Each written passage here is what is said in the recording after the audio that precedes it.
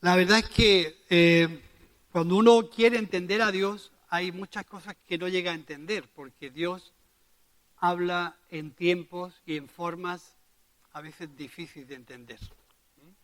Nosotros tenemos una mente muy razonable, muy limitada, y muchas de las cosas que Dios hace y que Dios provoca se cumplen en el tiempo. Y a lo mejor no en el tiempo que nos toca vivir, sino en el tiempo que otros van a vivir. Por eso muchas veces nos cuesta entender las cosas de Dios, ¿no? Pero hay cosas que cuando hablamos de Dios siempre tenemos que tener un argumento de dónde partir para que lo que vayamos a decir tenga consistencia. Si no, a veces cuando hablamos de las cosas de Dios y no tenemos un argumento firme, parece que las cosas se pueden desordenar, ¿no?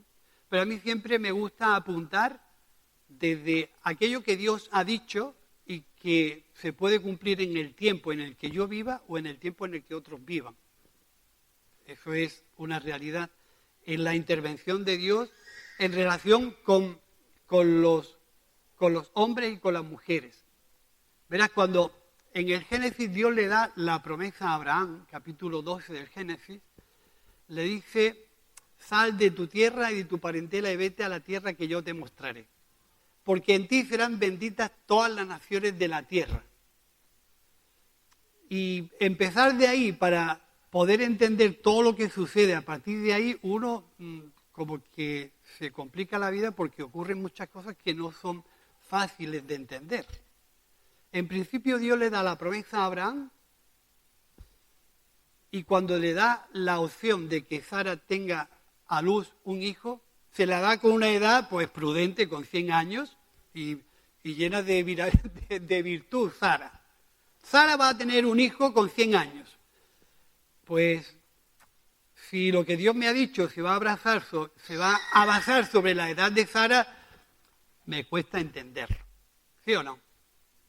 Y cuando esta mujer, por distintas circunstancias, se queda embarazada y da a luz, Dios le pide a Abraham en sacrificio. Es muy complicado entenderlo.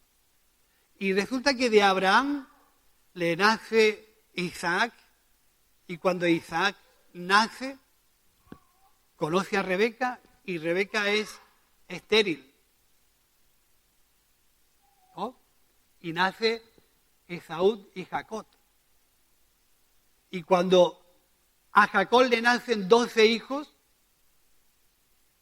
también Raquel era estéril. Posteriormente dio a luz, pero en principio era estéril. Tiene que nacer hijos de las concubinas o de las criadas. Y una vez que todo echa a andar, resulta que de los 12 hijos hay un personaje con 17 años que tiene un sueño y a los hermanos lo único que se le ocurre es venderlo y mandarlo lejos de donde ellos están. Es decir, ocurren cosas dentro de lo que Dios plantea que tú dices, ¿y Dios no puede ser un poco más sencillo? ¿Por qué complicarse la vida tanto? ¿No? A este muchacho con 17 años lo deportan y lo mandan lejos de su tierra. Allí en un principio lo pasa mal, luego crece, llega a ser el principal de Egipto. Y cuando este chaval crece y es poderoso, pues tiene sus acontecimientos alrededor de él. José muere y viene otro faraón y resulta que Jacob había ido desde la tierra prometida a Egipto y allí se forma lo que nosotros conocemos Israel. El pueblo de Israel se forma en Egipto. Y allí están, pues poca cosa, 430 años están esclavos, es decir, no están mucho, están 430. Y nacen bajo un yugo de esclavitud. Y mientras todo esto sucede, entender que el plan de Dios se está haciendo es complicado, porque tú dices, bueno, y las cosas no podían ser más fáciles, porque Dios se complica tanto la vida. Y ahí es donde nosotros tenemos que entrar, que a veces Dios obra en esos tiempos tan alargados, en esas distancias de años tan grandes, que nosotros no llegamos a entender. Y luego decide sacar a Israel de Egipto por medio de un hombre que había estado enseñados, educados en la cultura egipcia. Lo señala y tú vas a sacar a Israel de Egipto. Y suceden una serie de historias, las famosas plagas, una serie de acontecimientos muy difíciles, por lo menos desde mi punto. Yo no sé si vosotros tenéis facilidad para entender esto, pero a mí me cuesta entender todo este tipo de historias. Pero solamente lo que me acerca a comprender y tener confianza en esto es que cuando Dios decide hacer algo sobre una promesa que Él ha dicho, las cosas hay que encajarlas de tal forma que entendamos que el plan de Dios se está desarrollando. Que el plan de Dios se está haciendo aunque haya muchas cosas que no entendemos. Y ahí es donde en esta mañana a mí me gustaría dejaros una reflexión para que podamos encajar a Dios en nuestras vidas de tal forma que no dudemos, no nos sintamos mal, sino que podamos entender que Dios está obrando aunque no lo veamos, aunque no lo entendamos, aunque muchas de las cosas ni siquiera lleguemos a razonarlas. Pero está claro que cuando Dios le promete a Abraham, sal de aquí y vete allí, porque yo voy a hacer de ti un hombre que va a bendecir a las naciones, está claro que eso Abraham no lo vive. Eso sucede posteriormente.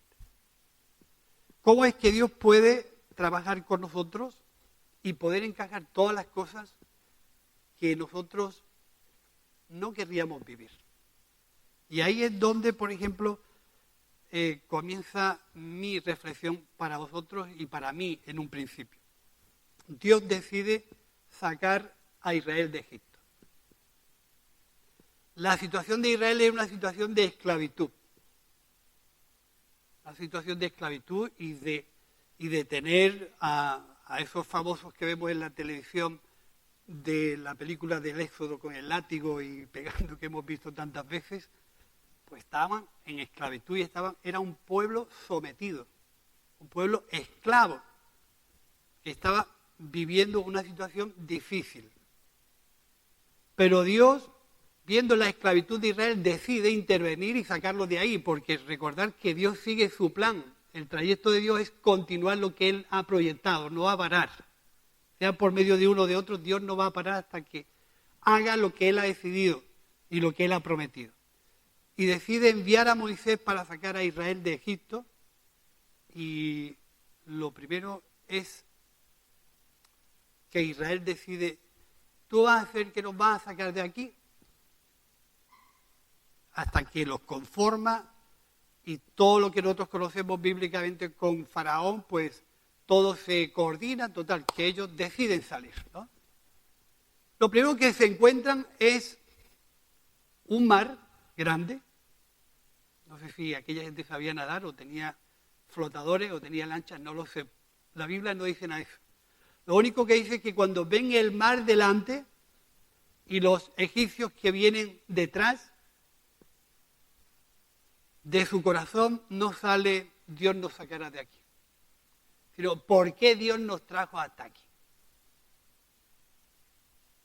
Pero como a veces nosotros interpretamos muchos de los hechos y circunstancias que vivimos en la vida. Israel es un ejemplo que está en la Biblia no por equivocación, sino que está en la Biblia para que nosotros, según lo que las Escrituras nos dicen, está en la Biblia para que aprendamos de sus conductas y de sus ejemplos y no repitamos lo que ellos repitieron. O sea, que no está ahí. Tantas historias bíblicas que conocemos en la historia de Israel no están ahí por gusto, están ahí para enseñarnos a no repetir sus conductas y sus actitudes. Pero que Dios los saca de ahí con mucho pesar. Dios le abre el mar rojo y cruzan. Y al cruzar el mar rojo tienen un periodo de transitoria y comienzan a tener sed. Qué mala suerte, que una vez que se encuentran un charco de agua, el charco está amargado. El agua sabe amarga. Desde ya el remate del tomate. Es decir, no podemos tener más mala suerte. ¿Por qué Dios se plantea que tengamos que sufrir tanto? Se quedan sin comida, se quedan sin alimento, Dios los sostiene, Dios los levanta, Dios los ayuda. Y entran en el desierto. Y de eso vamos a hablar, del desierto. ¿Por qué el desierto? ¿Por qué Dios escoge el desierto? Y no lo lleva directamente a un lugar que estaba mucho más cerca, con menos recorrido, con menos problemas. Y a lo mejor en el camino había pues fuentes, riachuelos, árboles, y no tendrían que padecer tanto. Pero sin embargo, ¿sabéis lo que metió a Israel en el desierto? Su actitud. Lo que sucede con nuestras vidas. En muchas circunstancias lo que nos mete en la cantidad de problemas y circunstancias que vivimos es nuestra actitud. Nuestras formas de ver las cosas. Entonces, fijaros que para mí, el desierto, entendiendo lo que es la historia bíblica y cómo luego podemos hacer un símil o una comparación con nuestra vida, la historia bíblica del desierto es una historia en la que Dios decide educar, formar y disciplinar a un pueblo. Pero ahí no lo mete por decisión propia Dios, sino que ellos se meten por su conducta. Así que yo entiendo que el desierto es el lugar para educarnos. Quien rechaza el desierto, rechaza la educación. Quien rechaza el sufrimiento, rechaza la disciplina. Quien rechaza el desierto no entrará nunca a la tierra prometida. Sí, parece que esto es muy legalista, muy extremo, pero los israelitas entraron a la tierra prometida porque atravesaron el desierto. Si no, no entran. El desierto es el lugar para crecer. Si aceptamos, nos conformamos, nos dejamos disciplinar, obedecemos y entendemos que es el plan de Dios el que está obrando. Y no nos llenamos de porqués. ¿Por qué esto? ¿Por qué nos sacó Moisés de aquí? ¿Será este el líder que lo tenía que conducir? Pero si Dios hubiera querido algo mejor, ¿por qué nos ha traído aquí a pasar hambre o a pasar sed? ¿Por qué tantísima problemática? ¿Por qué tantas complicaciones?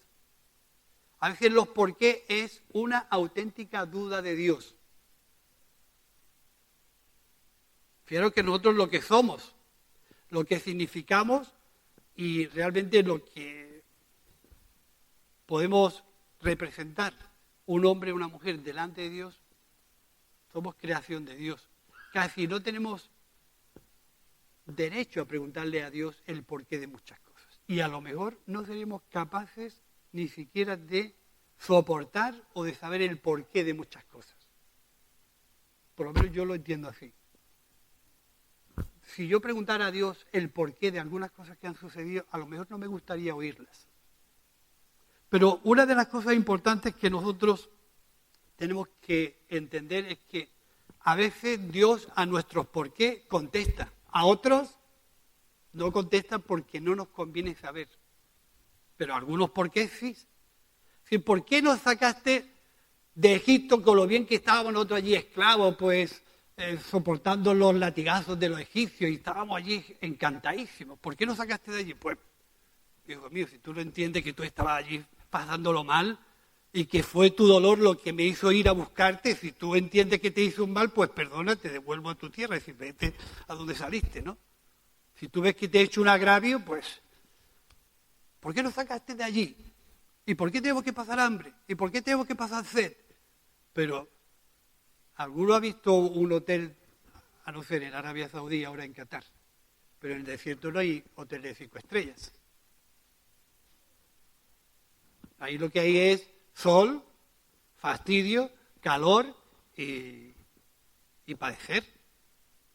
Ahora si vas a Qatar, en mitad del desierto encuentras una ciudad que eso es increíble. Te encuentras de todo. Sales de ahí y arena, y arena, y arena, y arena. Entonces, pero en aquel entonces el desierto era un lugar de sufrimiento.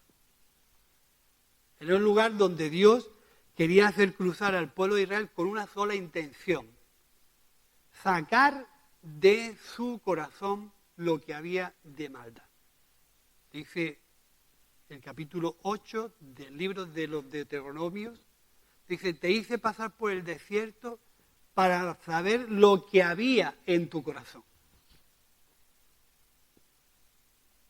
Y aquí todo el mundo es bueno hasta que no se demuestre lo contrario. ¿Sí o no? Aquí todo el mundo es generoso hasta que le ponen una herencia por medio. Cuando le ponen una herencia por medio, amigo mío, ahí sale nuestro placa. Aquí todo el mundo es bueno hasta que no me tocan mi bolsillo.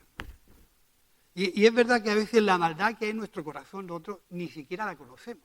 Porque no tenemos una manera de pensar de nosotros mismos que a veces nos cuesta trabajo ver nuestra propia maldad o nuestra injusticia. Pero es que es verdad que es así.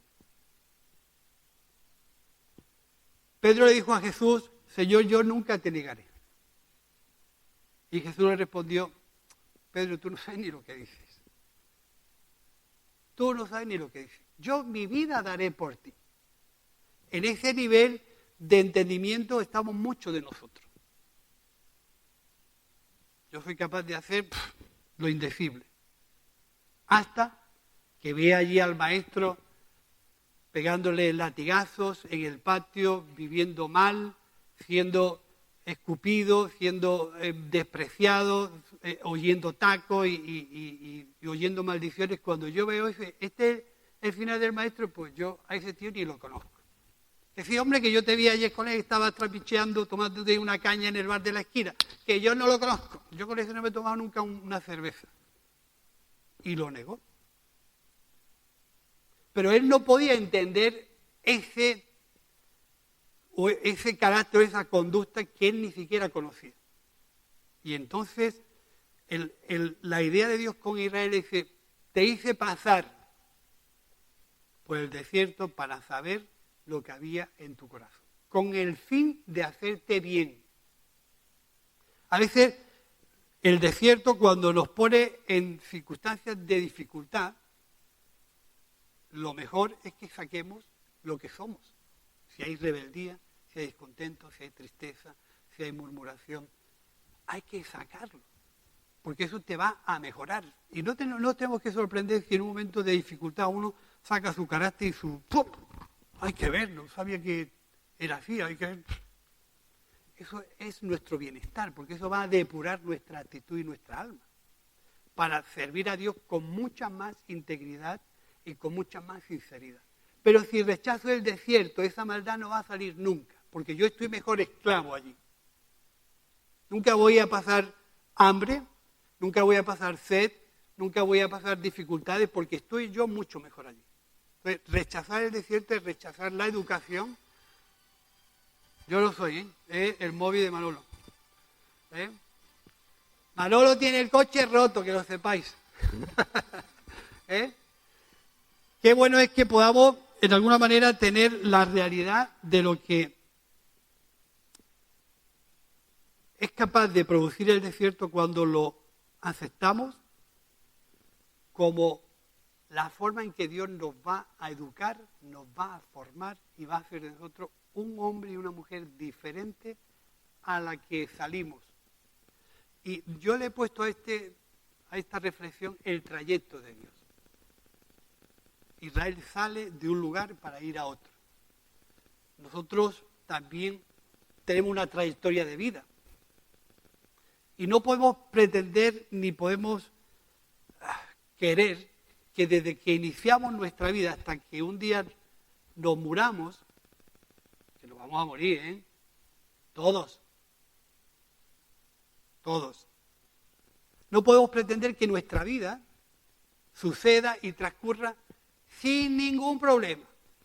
Eso es literalmente mentira. No, eso no es real. Cuando entramos a conocer las cosas de Dios, entramos pues con muchas dificultades, con nuestro carácter, con nuestras maneras, con nuestra conducta, con nuestra formación. Y la idea de Dios es formarnos, educarnos. Y Dios no tienta a nadie, Dios no te manda enfermedades, Dios no te castiga, Dios no te mete en problemas. Es decir, Dios está en relación a tu conducta y a tu actitud, que es la que va a marcar tu devenir. Depende de tu actitud y de tu conducta, vas a ver la mano de Dios más cerca o más lejos. Si tú ves a Dios lejos, te vas a preguntar ¿por qué a ti y no a este? ¿O por qué a mí? ¿O por qué me sucede esto? ¿O por qué me ocurrió esto? ¿O por qué yo tengo que estar pasando esta situación? ¿Me entiendes? Cuando tú ves la mano de Dios lejos, te vas a preguntar muchos porqués. Y a lo mejor, como decíamos antes, no te conviene saber los porqués. Porque Dios está tratando contigo para sacar de tu corazón aquellas cosas que no te vienen bien, que tú las tienes ya asimiladas, pero no te vienen bien. Hay cosas que hay que vivirlas. Nuestra actitud en el desierto nos matará o nos dará la vida. Nos matará o nos dará la vida. Si rechazamos el sufrimiento, estamos rechazando el crecimiento, la madurez, el equilibrio y la obra de Dios en nuestras manos. El sufrimiento va adherido a nuestra confianza en Dios.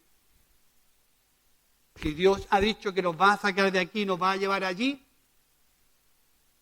pues será porque Dios lo tiene todo planteado. Dios no hace las cosas al azar. Fíjate que la promesa le fue dada a Abraham, que fue a la tierra prometida, y de ahí salieron todos, hasta que Dios intervino en Egipto para volver a lo que Dios le había prometido a Abraham. Fijaros todo el trayecto. Es curioso, pero cuando Dios decide hacer algo, no lo abandona y dice, bueno, pues ha salido así, aquí los dejo. Sino que Dios insiste, es importante. En el desierto no hay comodidades. En el desierto no hay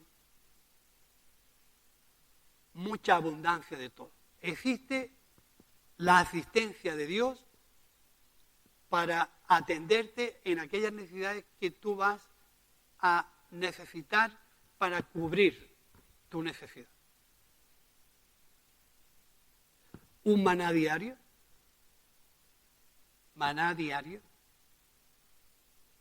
el diario pan de vivir, el pan diario de Dios. Y solamente cuando desconfiamos de que Dios mañana no me va a proteger, cojo doble porción. Y si mañana Dios se le olvida mandar maná, pues hoy cojo el doble, porque igual mañana Dios entra con una actitud de Alzheimer y se le olvida mandar maná. Fijaros lo importante que es entender por qué Dios da una porción para cada día. Porque quiere disciplinar y educar nuestra vida. Si es así, es porque estamos mal educados, ¿no? Si Dios nos tiene que educar es porque estamos mal educados, o porque tenemos conceptos equivocados, o porque tenemos argumentos equivocados. Por eso Dios interviene. ¿Sí? Pero que la actitud de Israel, luego podemos, si nos da tiempo, podemos entrar en la simbología que hay entre la Iglesia, Israel, de la intervención de Dios en el Antiguo Testamento, la intervención de Dios en el Nuevo, pero fijaros que la actitud de Israel siempre fue murmuración, de descontento, de tristeza, de duda. Eso fue la actitud de Israel siempre. No hay una actitud en todo ese trayecto donde se reúnen para adorar y decir, Dios nos está sosteniendo aún en la dificultad del desierto, Dios nos está sosteniendo. No hay una actitud, siempre andan descontentos, murmurando. Es un descontento interno. A veces la murmuración no sale, pero está. No todo lo que hablamos es lo que pensamos o decimos. Hay muchas cosas que decimos y no las hablamos nunca. ¿Sí o no? O sea, a veces mordemos con la boca cerrada. No decimos nada. Israel era así. Israel siempre tuvo una actitud muy despreciativa, muy poco grata hacia Dios. Nunca se le ve una actitud generosa hacia Dios. Todo eso es lo que Dios veía antes de meterlos en el desierto. Porque Dios ve lo que hay en nuestro interior. Nosotros a veces no lo percibimos. ¿Quién de nosotros tiene una condición o un reconocimiento de maldad? Y me preguntan, yo soy el mejor del mundo mundial, vamos, yo no me veo maldad, yo no peco nunca, yo no hago las cosas mal, yo soy un tío, pues como dicen, pues guay, ¿no? Un tío que trabaja, que sirve, que no le importa. No. Eso define mi maldad, ¿no? No fiarse del agua mansa. No fiarse del agua mansa, porque a veces somos malos en nuestra actitud. Entonces, Dios quiere sacar de Israel ese concepto y marcarle un tratamiento importante. En 1 Corintios, capítulo 10, 11, dice, estas cosas están escritas para que tengamos ejemplo de lo que no tenemos que hacer. De lo que no tenemos que hacer. 40 años en el desierto. Eso da para mucho, ¿eh? 40 años en el desierto dando vueltas.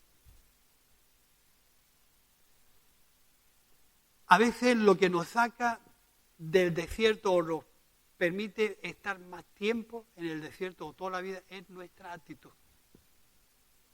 nuestra conducta. Dios dice a Israel, siempre estuve sirviendo a un pueblo rebelde y contradictor. Eso es el concepto que Dios tiene de Israel. Pero nunca aparté mi mano de ellos. Desde que inicié este proceso hasta que lo volví a meter, siempre estuve detrás de ellos. Con una atención y con un respaldo increíble. Las vueltas en el desierto significa que todavía no hemos querido cambiar de actitud. Significa que nos da igual estar en esa conducta. Y a veces el desierto, alguna vez hemos puesto el ejemplo, a veces el desierto es como un circuito de Fórmula 1. Empiezas en la vuelta 1 y das 40 vueltas y ¿sabes dónde termina cuando terminan las 40 vueltas? En el mismo lugar donde empezaste. No hay un camino abierto, no hay un camino donde se pueda salir de aquí. Si tienes siempre la misma conducta, curva a la izquierda, a la derecha, va adentro, siempre vives en el mismo circuito, no sales de ahí. Israel no salió del desierto porque nunca cambió de actitud. Eso es lo que lo mantuvo hasta que el último de su generación se murió. Ni siquiera Moisés vio la tierra, la vio desde lejos. Pero fijaros qué interesante.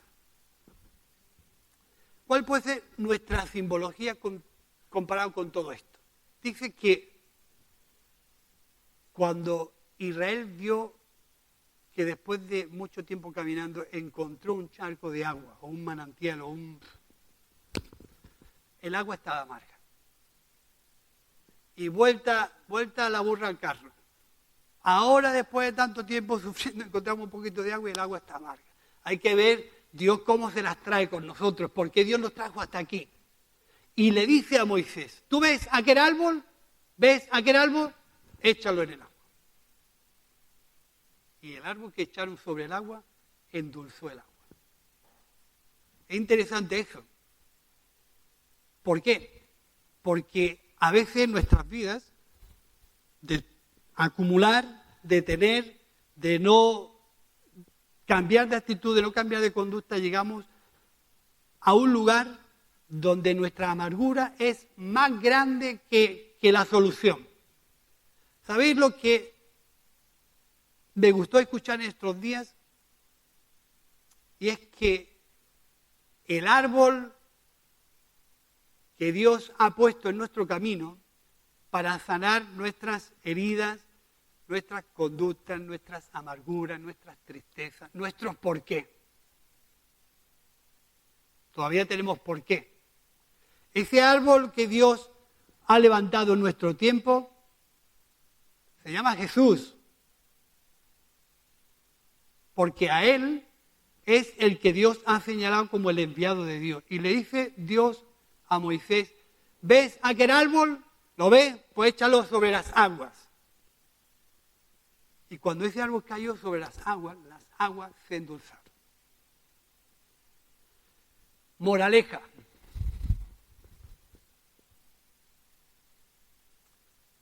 Si tú eres capaz, y yo soy capaz, de reconocer ese árbol y echarlo sobre tu vida cambiará. El desierto continuó en Israel, pero ese agua fue endulzada. Esa paz que trae la persona de Jesús sobre tu vida es capaz de endulzar tu amargura, reconducir tu conducta y traerte la paz que tú y yo necesitamos. Porque Jesús es el árbol señalado por Dios. La actitud de Israel fue que Dios se ha olvidado de nosotros y que Dios ya no tiene mucha cuenta de nosotros, por lo tanto vamos a murmurar contra Dios con facilidad. Dice que vinieron una cantidad de serpientes a morder a la gente y las serpientes se cargaban a la gente. Pídele a Dios que nos perdone porque hemos murmurado, no estamos bien, hemos hecho lo malo. Levanta un palo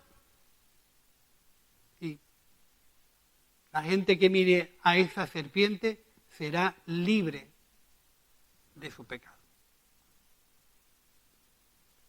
Dice en Juan capítulo 3, y así como Moisés levantó la serpiente en el desierto y todo el mundo que miró a la serpiente fue salva y tuvo vida, en este tiempo Dios ha levantado al Hijo del Hombre para que todo aquel que mire en él sea salvo.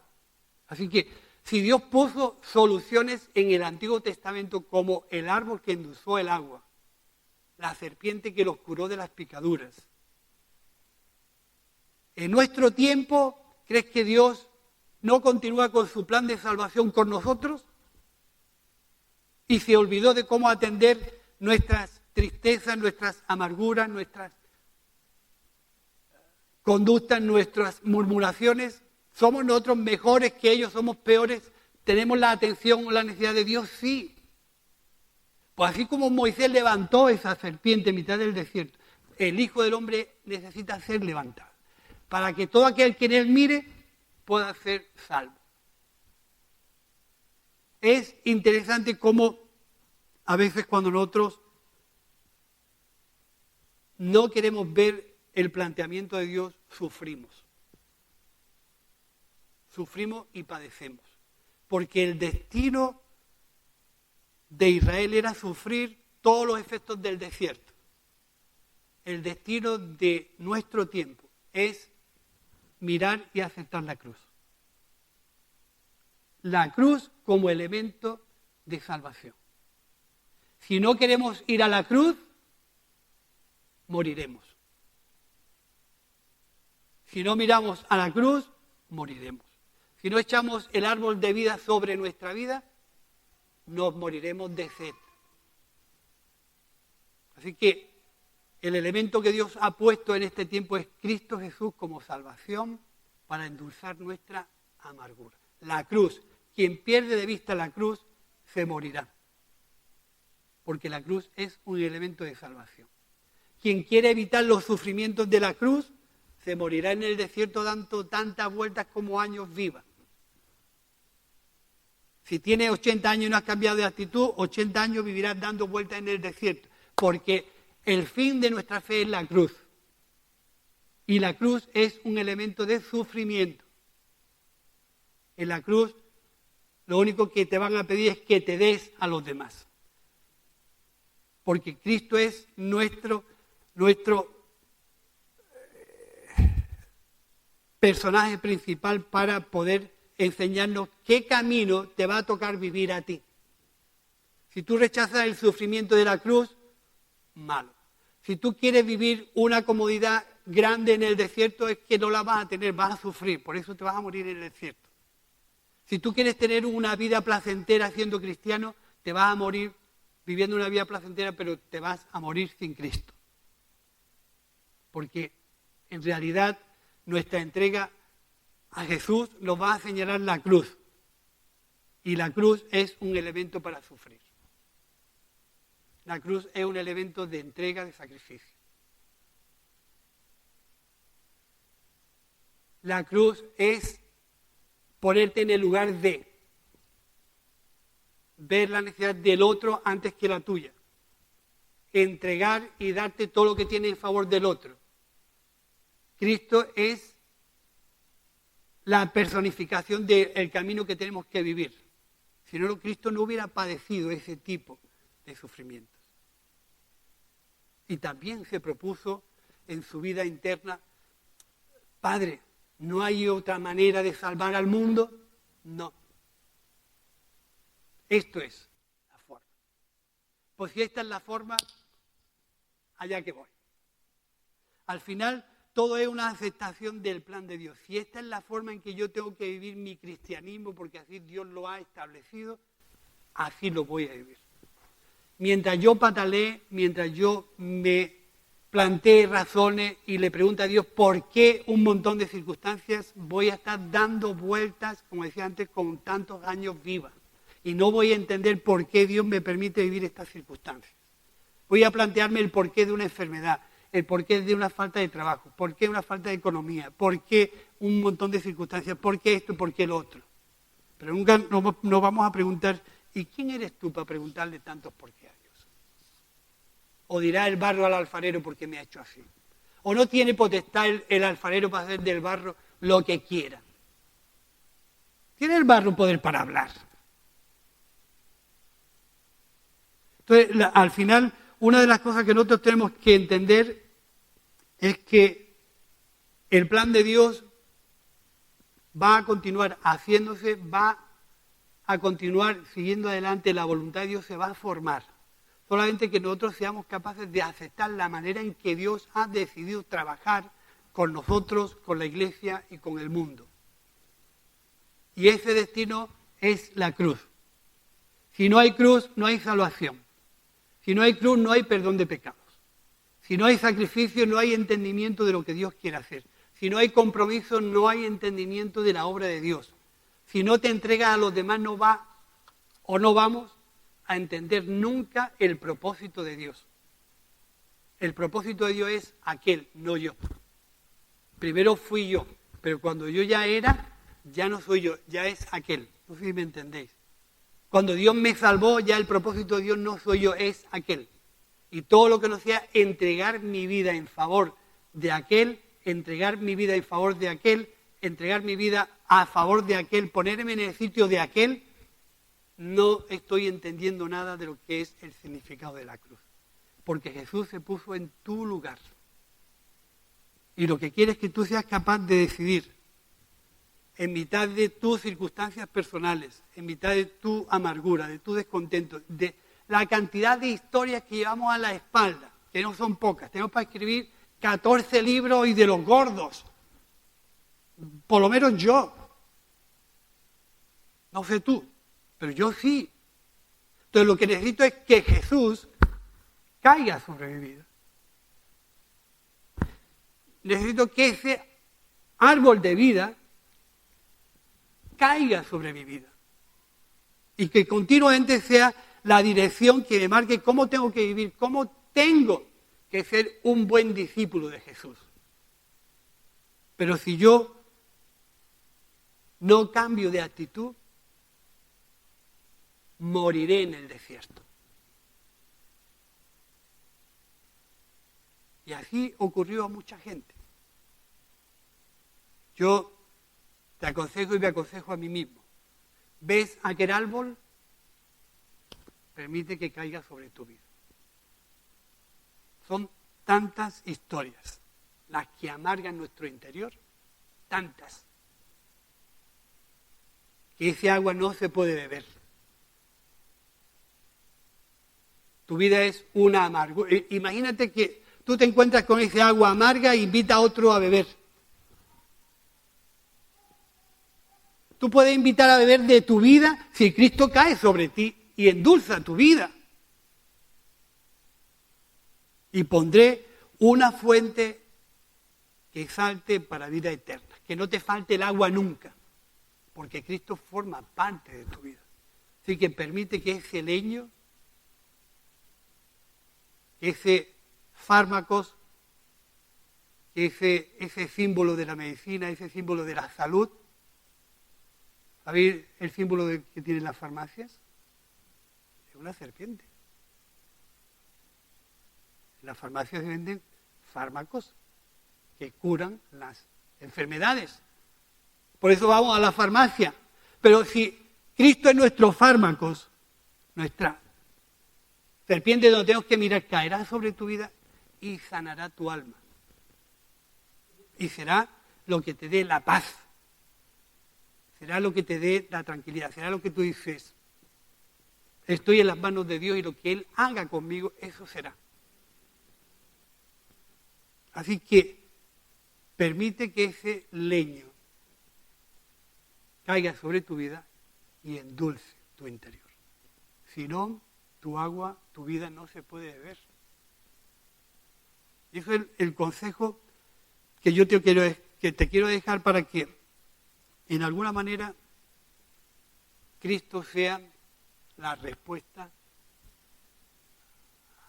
todo lo que se está convulsionando en tu interior. Él sabe tratar contigo. Él sabe conducir tu vida. Él sabe. Él sabe los porqués. Él sabe que como un padre a un hijo nos disciplina. Yo siempre pongo el ejemplo de mi hijo Jesús, que fue un dolor de cabeza en un tiempo. Ahora es una bendición. Pero en un tiempo fue un dolor de cabeza. Con 12 años el puñetero me pedía una moto para ir al colegio. Y una moto, y una moto, y una moto, y una moto. Pues no era el problema, era otro problema. Una moto para ir al colegio. Y una moto, pero no se le perdió ni en 3 meses ni 4, es que la moto persistió años en mi casa. La moto nunca vino, pero el dolor de cabeza de la madre y a mí no lo dijo contigo. ¿Por qué yo no le compré una moto? No quería yo a mi niño, es decir, no lo quería yo a mi niño para no comprarle una moto. Yo creo que pero mira, o tú lloras 3 años o yo lloro toda la vida. Pues no hay moto, lo siento. Pero la que se le metió la moto entre ceja y ceja, vamos, no le valía una caja de cartón con una manilla, no, eso no le valía, quería una moto. Ahora conduce coches, que es lo que le gusta, pero aquel entonces quería una moto. Pero yo nunca le compré la moto, por miedo a que le ocurriera cualquier cosa. Y también porque no era de recibo que un niño con 13 años tuviera una moto. ¿Entiendes? Y más para ir al colegio que no tenía, que llega antes andando que en moto.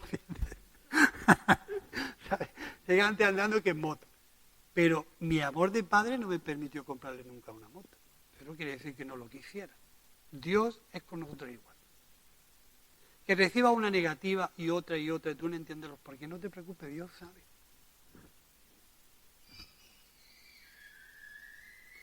Nada de lo que ocurre alrededor tuya es ignorado por Dios. Nada. Tú dices, ¿y sabe esto? Lo sabe. O lo puede saber. Y también sabe que pensé mal de... También lo sabe. Y me permite, también lo sabe. Pero llegará el momento en que eso que hay en tu interior salga. No te molestes ni te cabrees porque lo que hay de malo en tu interior salga. No, alégrate. Porque Dios está tratándote. Y te está formando y te está educando. Y te hará mejor. ¿Vale? Ricardo.